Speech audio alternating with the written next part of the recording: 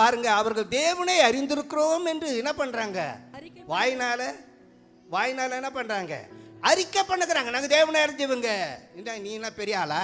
நீ இப்பதான் ரட்சிக்கப்பட்ட. நான் 40-50 வருஷத்துக்கு முன்னாடி ரட்சிக்கப்பட்டேன். எத்தனை வருஷத்துக்கு முன்னாடி? 40-50 வருஷத்துக்கு முன்னாடி ரட்சிக்கப்பட்டேன்.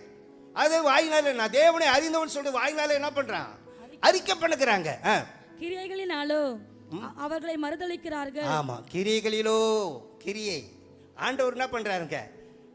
கிரியை கட்ட பார்க்கிறார். நம்முடைய ஆக்டிவிட்டிஸ், நம்முடைய செய்திகள் தேவனுடைய சமூகத்தில் எப்படியா இருக்கிறது? கிரியைகளினாலோ அவரை என்ன பண்றாங்க? மறுதலிக்கிறாங்க.